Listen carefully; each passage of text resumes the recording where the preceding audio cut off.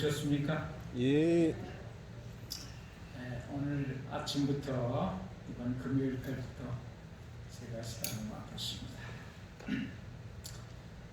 예전과 똑같이 시대의 소망 공부를 하겠습니다. 오늘은 50장 함정 가운데서 부제는 구원자 예수입니다.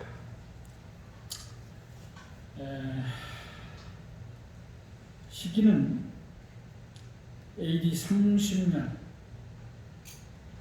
10월 2일부터 10월 9일까지 있는 예수님의 생애 마지막 초막절 십자가에 달리시기 약 6개월 전입니다.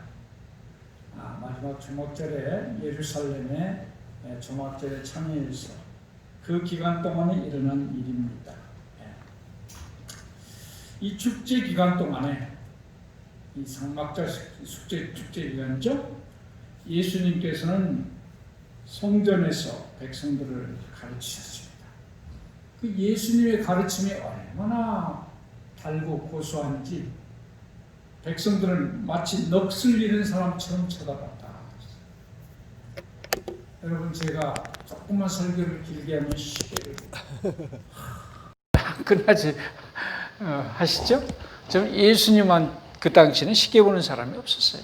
시계가 없어서도 안 바꿨지만 그런 여절이 생기질 않아요. 완전히 집중이 돼가지고 그냥 넋을 잃었다는 거니까 그렇게 정말 명강사이셨던 것 같아요.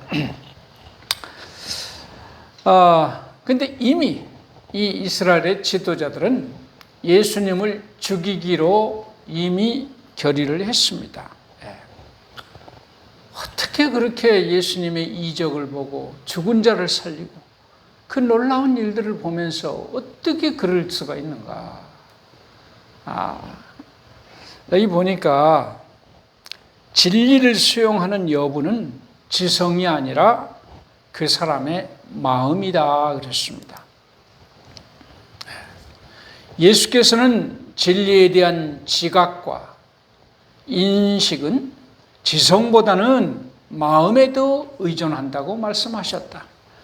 진리는 심령에 받아들인 바 되어야 하며 의지의 충성을 요구한다. 만약 진리가 오로지 이성에만 제시될 수 있다면 자만심은 진리를 받아들이는데 아무런 장애가 되지 않을 것이다. 그러나 진리는 마음에서의 은혜의 역사를 통하여 받아들여져야 한다. 그것을 받아들이는 것은 하나님의 성령께서 보여주시는 모든 죄악을 버리는 데 달려있다.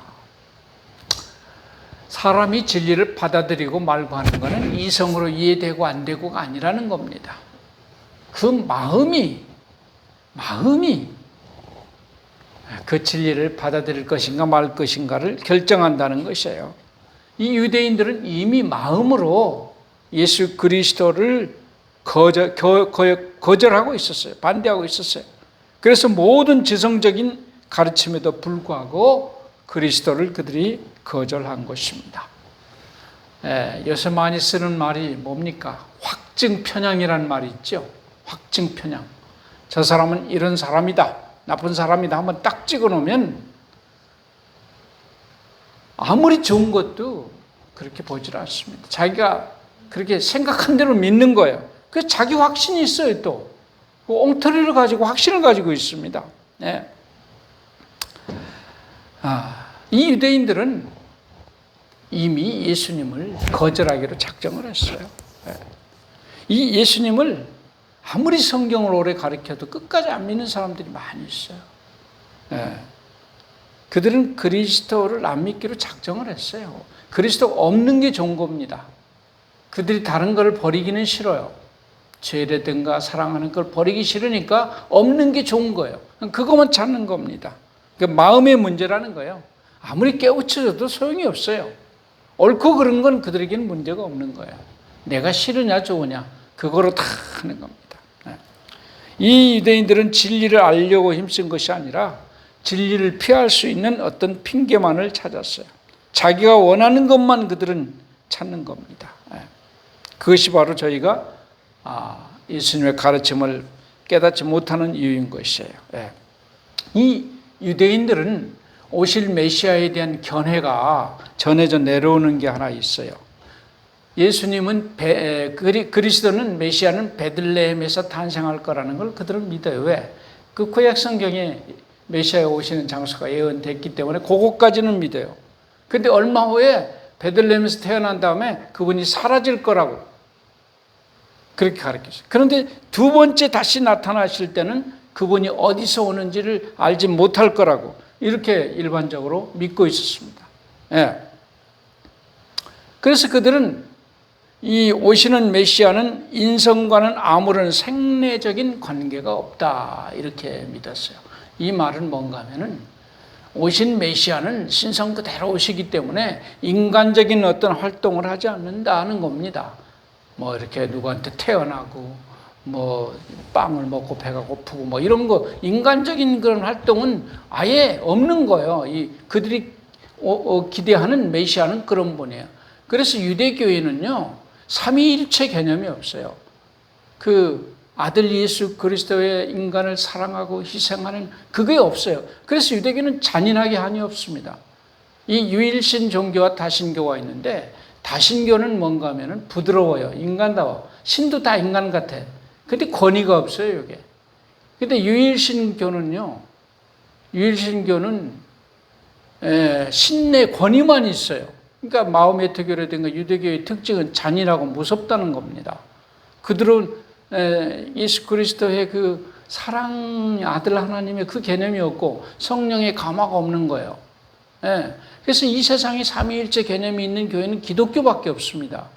그 유일신 교회의 장점과 다신교의 장점이 다 결합되어 있어요. 이 삼위일체 개념에는요. 그래서 그들은 그 오시는 하나님의 아들의 그 생내적인 인간적인 그런 활동을 전혀 그런 게 없어요. 그러니까 인간으로 태어나서 왔다 갔다 하는 건 저기 그리스도일 리가 없다는 겁니다. 그들은. 예수님은 그렇게 생각하는 거예요. 그래서 예수께서 말씀하십니다. 너희가 나를 알고 내가 어디서 온 것도 알거니와 내가 스스로 온 것이 아니로되 나를 보내신 이는 참되시다. 이렇게 얘기를 해요. 그렇기 때문에 또 예수님을 죽이려고 또 그들이 하는 거예요. 그때 하나님의 신께서 하나님의 영이 그들을 가로막았다는 것이에요. 그런데 백성들은 예수님을 믿었어요. 백성들은.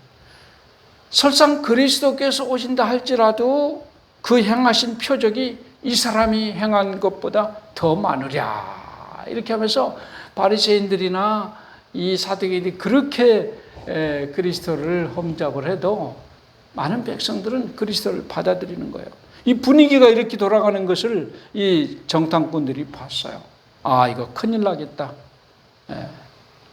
이 무리들이 예수님을 동정하는 그 모습을 그들이 보고 급히 제사장들이 가서 그리스도를 체포할 계획을 세우게 됩니다.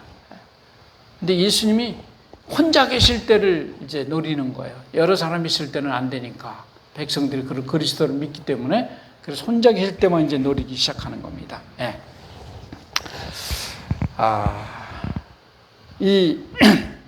이 유대인들은 성경에 나타난 이 메시아에 대한 그 재림에 대한 사건을 완전히 초림에다 적용을 하는 거예요. 초림에다. 그러니까 이제 문제가 이렇게 되는 것입니다. 그래서 이사야 61장에 예수께서 하실 일, 그다음에 이사야 53장에 세상에서 그가 거절당하고 고통당할 일들, 뭐 다 자세하게 구약 성경에 그분의 인성으로서 하실 일을 예언해 놓으셨지만 그런 건 그들의 입맛에 맞지 않아요. 그런 것 자체는 연구 대상이 아닙니다. 그래서 하나님께서는 사람들이 일시적 충동에 의하여 결정하지 않고 성경절들을 조심성 있게 대조해 보고 그 증거의 무게를 따라 결정하도록 계획하셨다. 만일 유대인들이 선입관을 버리고 기록된 예언의 말씀과 예수의 생애와 봉사에서 예언과 그 예언의 성취 사이에 있는 아름다운 조화를 깨달았을 것이다. 이 백성들이 당시 유대인들이 또 백성의 지도자들이 그리스도를 깨달을 수 있는 길은 한 가지가 있었어요. 뭔가요? 성경을 통해서 깨닫는 겁니다.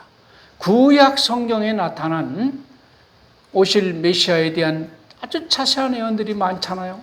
그것과 지금 예수께서 하시는 그 생애와 그 탄생과 지금까지 하신 모든 것을 비교해 보면은 정확하게 그분이 구주라는 것을 깨달을 수 있었다고 그러는 겁니다. 예.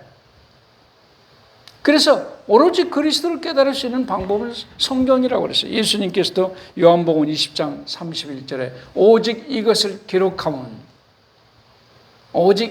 기록하면 예수께서 하나님의 아들 그리스도이심을 믿게 하려 하며 믿고 그 이름을 힘입어 생명을 얻게 하려 합니다. 성경 기록의 목적이 이 말씀을 통해서 구약의 말씀과 신약의 성취를 구약의 예언과 신약의 성취를 통해서 예수가 과연 성경에 제시된 그리스도인 것을 깨달을 수 있도록 하기 위해서 성경을 기록했다고 그랬어요.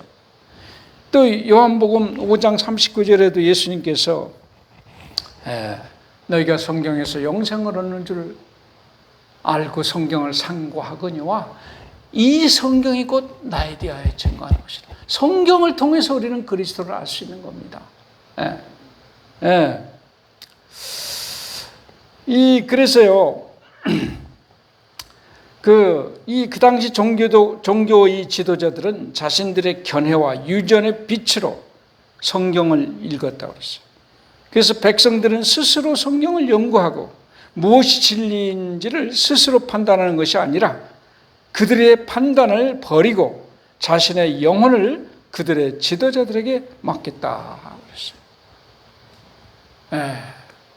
가장 중요한 것은 스스로 하나님의 말씀을 읽고 판단할 수 있는 능력을 키워주는 게 핵심입니다. 제가 이 많은 분들에게 성경 공부를 하자 그러면 다른 교회 다니는 분의 특징이 뭔가? 왜 성경을 우리가 연구하냐? 목사님이 가르쳐준 그것만 따박따박 받아먹으면 되지. 왜요? 그게 가장 큰 차이예요. 저는 우리 신자들을 그런 신자 만들고 싶지 않아요. 그러니까 목사님이 모든 것입니다. 죽으라면 죽고 살라면 살고 그 목사님만 왕처럼 떠받들게 만들어놨어요. 백성 다 죽이는 겁니다. 저는 어쩔 때 보면 우리 교회 신자들은 좀 서운해요. 개신교회 신자들은 그렇게 목사님을 받드는데 왜 저분들은 우리랑 맞먹으려고 그러지? 왜 그런가? 그분들이 다 예언하신 보고 다 우리는 그래도 그런 신자를 원하는 겁니다. 그렇게 스스로 성경을 읽고 해석하고 판단하고 자기 의지로 결정하고 그래서 따르기를 원하는 게 우리 안식일교회 목사들의 신자들에 대한 태도예요. 우리한테는 좀 잘못해도 우리한테는 좀 맘먹으려고 해도 괜찮아.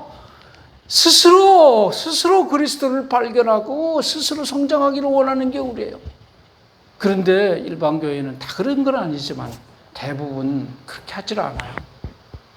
뭘 자꾸 알라고 질문하면 그렇게 얘기하면 뭘 자꾸 알라고. 저한테 성경 배우러 온 개신교인 한 분이 그래요. 너무 궁금해서 물어보니까 자꾸 목사님이 자꾸 뭘 알라고 그러냐고 해가지고 물어보지도 못했대. 제 개인적으로 목사가 가르쳤는데 아이고 안식교는 목사가 성경을 신자한테 1대1로 이렇게 가르쳐주는 교회예요? 놀래가지고 저한테 1년을 배우더니 우리 교회인데 여러분 이게 바로 유대인들이 옛날에 이스라엘 백성이 그랬어요. 이 바리새인들이 그 서기관들이 백성들을 그렇게 가르쳤어요. 다 영적인 니들 운명 나한테 맡겨라. 내가 말해준 그대로 믿어. 그냥. 누구든지 순종할 수 있도록 진리를 알기 위해 기도하는 마음으로 성경을 연구하는 사람은 누구나 신적인 조명을 받게 될 것이다. 기도하는 마음으로 누구나예요. 이건 평신도 목회자 관계없어요. 초신자 누구나 기도하는 마음으로 성경을 연구하는 사람은 누구나 신적 조명을 받게 될 것이다. 또한 그는 성경 말씀을 이해하게 될 것이다. 사람이 하나님의 뜻을 행하려 하면 이 교훈이 하나님께로서 왔는지 내가 스스로 말함인지 알리라. 하나님의 뜻을 행하려 하는 자는 성경을 읽고 판단할 수 있다는 것입니다. 하석들이 예수님에 대한 보고를 했을 때 그들이 왜 네가 예수를 안 잡아왔느냐 하니까 그 사람처럼 말하는 사람이 이때까지는 못 봤다고, 처음 봤다고 그러고 하니까 너희도 미혹되었느냐 이렇게 얘기를 해요. 그러면서 예수의 체포 계획을 재수립하려고 했을 때 한 사람이 반대를 했는데 누가 반대했는지 아십니까? 니고데모가 반대를 했어요. 우리 율법은 사람의 말을 듣고 그 행한 것을 알기 전에는 결정하는 그런 율법이 아니다 이렇게 얘기를 했을 때 그들이 너도 갈릴리에서 왔느냐? 상고하여 보라. 갈릴리에서는 선지자가 나지 못하였느냐? 하고 다 흩어져서 그 회의가 무산됐습니다. 그 다음 날 이제 가늠한 여인을 예수님께서 구원하는 일이 나와요. 성전 앞에서 한참 가리키는데 갑자기 왁작지껄 소리가 나더니 이 바리새인들이 한 여자를 끌고 옵니다. 머리채를 잡았는지 어디를 잡았는지 끌고 와서 예수님 앞에 탁 팽개쳤어요. 그러면서 하는 말이 다짜고짜로 뭐라고요? 모세는 율법에 이러한 여인을 돌로 치라 명하였거늘 당신은 뭐라고 하겠습니까? 여기에는 두 가지 함정이 있죠. 죽이지 말라 그러면 어떻게 해요? 모세 율법을 범하는 자라고 지금 그렇게 함정을 판 거예요. 덫을 놓은 거예요. 그렇게 죽이려고. 죽여라 그러면 뭐라고 해요? 죽일 수 있는 그 권한은 로마 정부밖에 없어요. 로마의 권위에 도전한다고 또 이렇게 고발하려고. 이제 두 가지. 이거 빠져나올 길이 없어요. 이건 누구든지 걸리게 돼 있는 덫입니다. 예수님은요, 이런 질문 여러 번 받으셨죠. 그때 얼마나 지혜롭게 하셨는지 몰라요. 그 전에도 너희 선생이 성전세를 내느냐? 낸다고 해도 문제고 안 낸다 해도 문제가 되잖아요. 낸다고 하면 하나님의 아들이 아닌 것이 되고 안 낸다고 그러면 율법을 어기는 사람이에요. 이거 뭐라고 그랬어요? 베드로한테 호수에다 고기 낚시질 해가지고 맨 먼저 올라오는 물고기 거의 돈 한 세겔 있을 테니까 너와 나를 위해서 얼마나 지혜롭게. 그 다음에 가이사에게 세를 바치는 게 옳습니까? 할 때 뭐라고 했어요? 이거 바친다고 해도 걸리고 안 바친다고 해도 걸리고 돈 하나 내봐라. 이 형상과 이 글이 누구의 것이냐? 가이사의 것은 가이사에게, 하나님의 것은 하나님께. 그런 질문, 이게 한 서너 번 예수님께서 시험당하는 질문을 받지만은 그때 너무너무 기가 막히게 피해 나가는 거, 정확하게 대답을 하신 걸 알 수 있어요. 여기도 예수님께서 이러지도 못하고 저러지도 못하는 그런 상황이 지금 처했습니다. 그런데 이거는 그들이 우연히 그런 장면을 봐서 이 여자를 잡아온 게 아니고 기획된 겁니다. 이미 기획된 프로그램이에요. 그렇게 이미 자기들이 조작을 한 거예요. 그런데 거기에는 이 유대 법에도 모순되는 지금 점이 있어요. 첫째로는 남편이 고소하게 돼 있어요. 남편이. 오늘날도 간음하거나 이런 부부 문제는 누가 고소해요? 부부가 상대방이 하도록 돼 있어요. 딴 사람이 고소해봐야 아무 소용없어요. 두 번째, 언제나 그 자리에는 간음한 상대가 같이 있어야 됩니다. 두 사람 다 벌을 받아야 돼요. 그렇게 민주적인 법이 있었어요. 근데 그걸 다 무시하고 그 여자만 하나 잡아다 놓고 그렇게 이제 예수님을 함정에다 몰아넣으려고 한 것이에요. 그때 예수께서 아무 소리도 안 해요. 막 옆에서는 막 소리를 지르고 난리인데 촉한데 몸 안을 땅바닥에다 글을 쓰고 있어요. 예수님께서 그때 무슨 글을 쓰셨을까요? 어떤 우리 교인은 그래요. 율법을 쓰고 있었대. 율법. 그 율법은 아닙니다. 율법은 아니에요. 사람들이 하도 조용하니까 예수님이 뭘 쓰나 하고 보고 깜짝 다들 한 발짝 놀라고 뒤로 한 발짝씩 갔어요. 뭘 썼을까요? 그들이 정말 숨기기를 원하는, 자기만 아는 그 은밀한 죄들이 거기다 기록된 거예요. 다른 사람 보면 자기는 보면 딱 아는 거예요. 예를 들면 그 사람, 그 중에 바리새인 가운데 누가 어느 장소에서 몇 월 며칠 무슨 일 했다. 자기는 딱 아는 그것만 딱 써 있는 거예요. 이거는 예수께서 훤히 보신 것처럼 써놓는 거예요, 거기다가. 그러니까 이 사람들이 그냥 기겁을 했어요. 돌멩이를 다 말았어요. 돌멩이를 뚝뚝 쳐 죽이려는 돌멩이를 떨어뜨리고, 걸음만 나 살려라.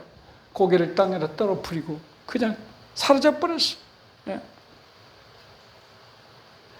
거기 여기 돼 있어요.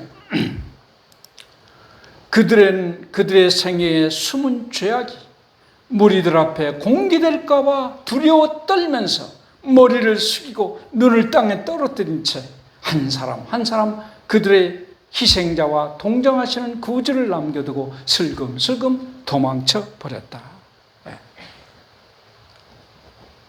자, 이 순간 예수께서 말씀하십니다. 나도 너를 정죄하지 아니하노니 가서 다시는 죄를 범하지 말라. 나도 너를 정죄하지 않는다. 정말 그 당시 돌로 맞아 죽어야 될 죄인이지만은 이 여자는요, 너희 중에 죄 없는 자가 먼저 돌로 치라 이 말을 딱 한 순간, 이제는 죽었고, 이게 이 여인에게는 이 법관의 사형 선고와 똑같았다는 겁니다. 너희 중에 죄 없는 자가 돌을 쳐라. 돌이 날아올게만 기다리는데 하도 조용하니까 이렇게 보니까 아무도 없어. 여자여, 너를 정죄하던 자들이 어디 있느냐 할 때 아무도 없나이다 하니까 이 말씀에 나도 너를 정죄하지 않는다. 너희 중에 죄 없는 자가 돌로 쳐라. 나도 너를 정죄하지 아니하노라. 가서 다시는 죄를 범치 말라. 예. 그런데 이 예수님의 말은 이 여인을 참으로 거듭나게 하는 그런 말이었다는 것입니다. 이것은 그녀에게 순결과 평화의 생애, 하나님께 봉사하기 위하여 바쳐진 새 생애의 시작이 되었다. 이 타락한 영혼을 구원하기 위하여 예수께서는 가장 흉악한 육체적 질병을 고칠 때보다도 더 큰 이적을 행하셨다. 가장 예수의 생애에서 큰 이적이 바로 이거라는 거예요. 뭐 죽은 자를 살리는 그런 이적이 아니라는 겁니다. 한 사람을 타락한 여인을 새 사람으로 만든 것이 가장 큰 이적이라는 겁니다.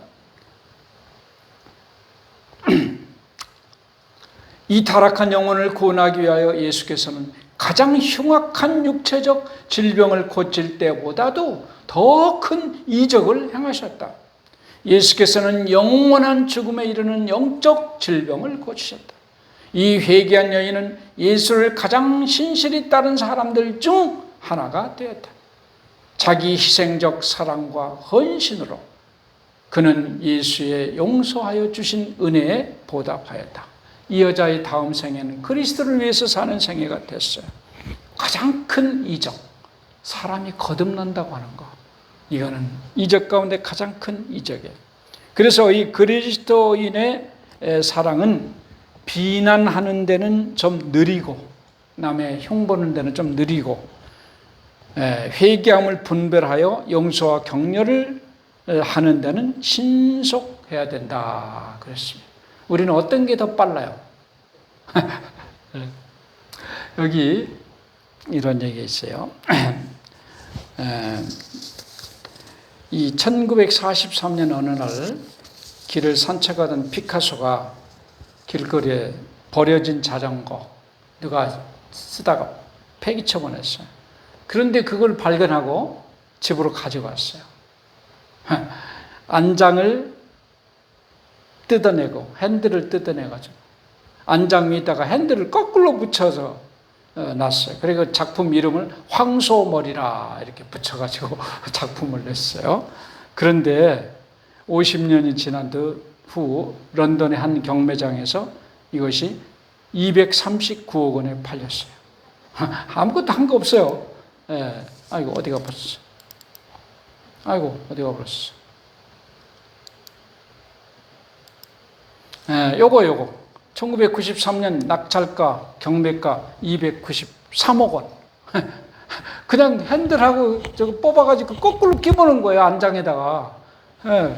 그래서 제목을 황소라고 붙여놨어요. 여러분, 돈 버는 거 간단해요. 이렇게 벌면 돼. 여러분도 뭐 쓰레기 있으면 이렇게 하세요. 그런데 예수님은 고철 예술가라는 겁니다. 어떤 쓰레기 같은 인생도, 그 인생이 아무리 구겨지고 장래성이 없고 형편없이 버릴 수밖에 없는 인생, 병든 몸, 재기할 수 없는 상태, 상처난 마음의 고통으로 일어나지 못할 사람들, 상한 영혼들을 할지라도 우리 예수님은 고철 예술가이기 때문에 우리 예수님의 손만 딱 그치면 뭐가 돼요? 300억짜리가 돼버려요. 자, 여러분. 그런데 우리 예수님은요, 또 그런 것뿐만 아니고, 이거 멜트라드 목사인데요. 이 한 교회에서 3살 먹은 어린아이가요, 죽은 장례식이 있었어요. 왜 죽었느냐? 먹지 못하고 굶어가지고 죽은 거예요. 3살짜리가.